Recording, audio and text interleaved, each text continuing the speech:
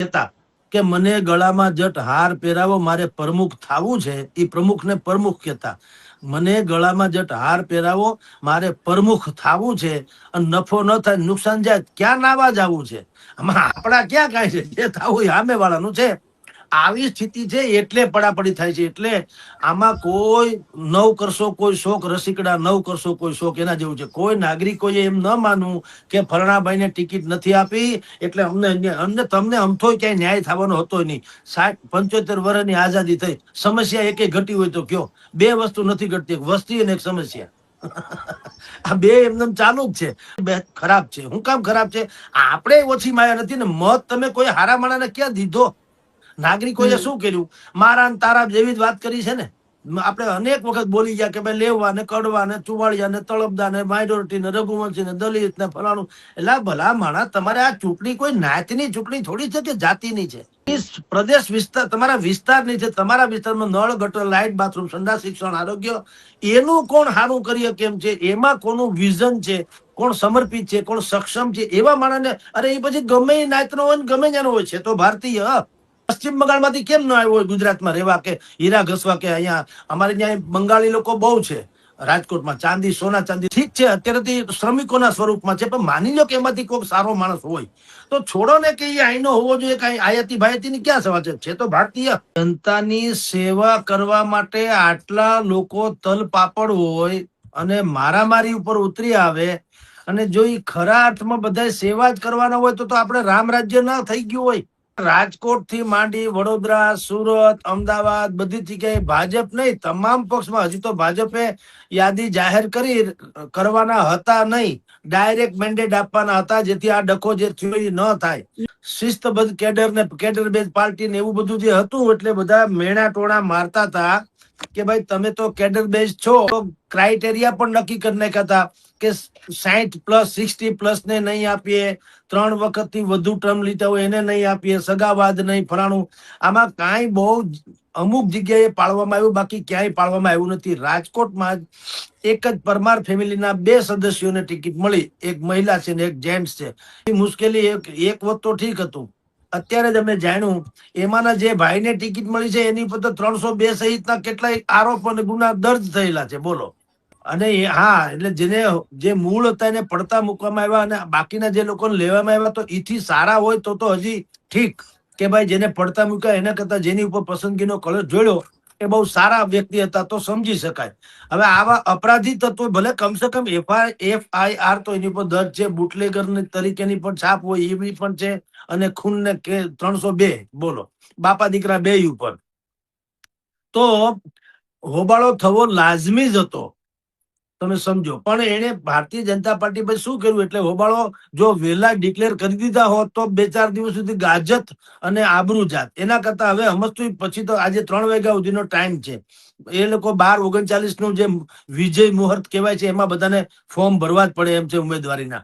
એટલે જે છે, અને એ દેખાડો ને જે કાંઈ તમે કહો દરેકે પોતપોતાની રીતે કરી લીધો છે.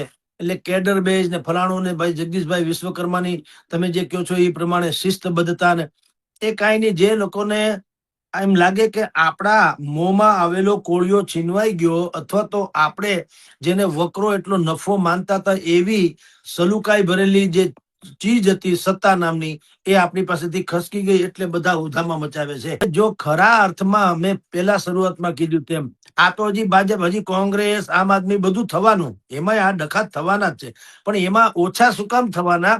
કારણ કે જીતની શક્યતા જે છે, અને જીતા પછી પણ ભારતીય જનતા પાર્ટીમાં જીતવું અને કોંગ્રેસ કે આમ આદમીમાં જીતવામાં ફેર. કોંગ્રેસ અને આમ આદમીમાં જીતો તો તમે વધીને તમારા લેવલ પ્રમાણે તમે થોડીક રજૂઆત કરી શકો ને વધુ કરો. બાકી મૂળ તો પાછું ગાંધીનગર જ છે.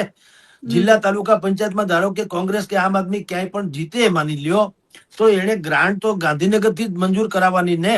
એટલે મૂળ કે તમે જ્યાં સુધી પક્ષમાં હો ત્યાં સુધી તમામ પક્ષને કહું, આમ આદમી નહીં હો, બધા જ પક્ષમાં કહું, આ લોકો જયારે નીકળી જાય છે પક્ષમાંથી, યા તો પડતા મુકાય છે, ત્યારે જ એને પક્ષની બધી જે દુર્દશા હોય ને એ બધી ખબર પડે. ભારતીય જનતા પાર્ટીની સામે જે લોકો ઉહાપોહ મચાવી રહ્યા છે એને જે કઈ ખબર છે દાખલ એના આક્ષેપ પ્રમાણે, તો તમે શું માનો છો જેને ટિકિટ મળી ગઈ એને ખબર નહીં હોય? જે રહી ગયા એને ખબર છે તો મળી ગઈ એને ખબર ન હોય એવું બને? બધાને ખબર છે. પણ જો મને તમે ટિકિટ આપી દો તો પાછા તમે રૂપાળા, નહીતર સત્યાનાશ. આ ધંધો છે. ટૂંકમાં જીતા પછી જનતા સાથેનો લાઈવ સંપર્ક જે હોવો જોઈએ એ નહીવત હોય છે, નહીવત. ક્યારેક ક્યારેક, અને પછી ખાલી ફંક્શનમાં જ દેખાય. નહીતર જેમ અત્યારે એ લોકો ચૂંટણી પ્રચાર માટે ગલીએ ગલીએ ગલીએ ગલીએ જાય છે, મારા તમારા ઘર પાસે સ્ટીકર ચોંટાડી દે છે, એમ ચૂંટણી જીત્યા પછી શું કામ નથી આવતા? ભલે મહિના દાડે આવે, એક એક મહિને એક એક વિસ્તારમાં લે, પણ એક વાર આટો મારે તો ખબર તો પડે શું થાય છે.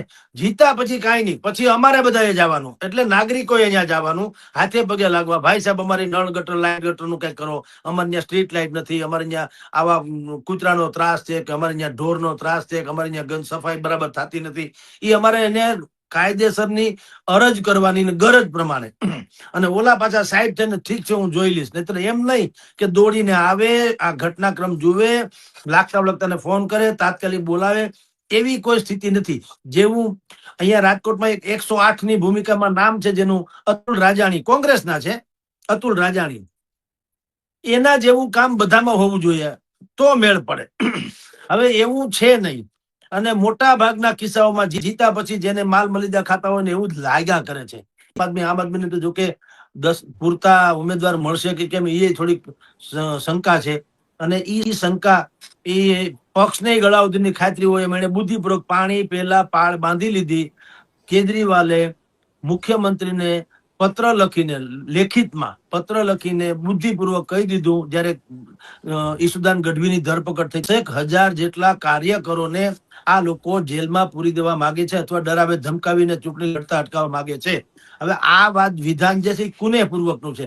માની લ્યો કે ગોપાલભાઈ થી માંડીને ઈસુદાન થી માંડીને પ્રવીણ રામ, સાગર રબારી કે કોઈ પણ, એ બધા કે છે કે ભાઈ આમ આદમી પાર્ટી તો અત્યારે બિલકુલ બીજા ક્રમે છે ને કાંઈ ચિંતા નથી, એ નેતૃત્વના ગુણ છે.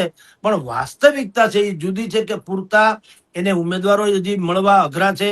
ઈસુદાનભાઈ નો એક વિડીયો જાહેર થયો તો આપની જાણ ખાતર, કે ભાઈ જરૂર પડે તો પગે લાગીને પણ ઉમેદવારને બહાર કાઢો. દુશ્મન એટલે કે હરીફ પક્ષોએ જુદો અર્થે કાઢ્યો તો, અને જુદો અર્થ એટલે 50% સત્ય ભલે હોય, પણ બીજી 50% મેં એની ઓલામાં વાત કરેલી કે ભલે એને ઉમેદવાર ધારો કે ન મળતા હોય અને પગ પકડવાની વાત કરી, પણ ખાલી એમ નથી. ઈસુદાનભાઈએ પછી એની સ્પષ્ટતા કરીને, એ જો ખરા અર્થમાં તમે લ્યો તો સારી વાત છે. એને શું કીધું કે ભાઈ સારા માણસો ચૂંટણી લડવા માંગતા નથી, કારણ કે એને બધો ડર હોય છે. હવે સારું શાસન તો સારા માણસો થકી જ આવે, જેવું સ્પષ્ટ છે. હવે સારા માણસોને આપણે લાવવા હોય તો એ લોકો પોતપોતાની રીતે જે મુશ્કેલી હોય એને ગમે એમ કરીને હાથે પગે લાગીને મનાવી કુટાવી લાવો. તમે એમ લાવશો તો રાજનીતિ શુદ્ધ થશે. એને કીધું કે હું એટલે કે ભાઈ ઈસુદાન કે ભાઈ ગોપાલ કે ભાઈ સાગર રબારી કે આવા પ્રવીણ રામ કેવા ચૈતર વસાવા કેવા 5 જણાથી કે આ બધું નહીં સુધરે. એટલે સારા માણસોને તમે લાવશો તો લાવવા માટે કદાચ પગે લાગવું પડે તો કુરબાન છે. એટલે ઈ અર્થમાં તમે જુઓ તો ઈસુદાનભાઈ સાચા અને આમ આદમી પાર્ટીની વાતે સાચી કે ભાઈ સારામાં. પણ હું તો એમ કહું, આમ આદમી શું કામ તમામ પક્ષે આવું કરવું જોઈએ. ભારતીય જનતા પાર્ટી ભલે અત્યારે અજરા અમર જેવું લાગે ચૂંટણીમાં, પણ એને સારામાં અત્યારે જે ઉહાપો થઈ રહ્યો છે શું છે?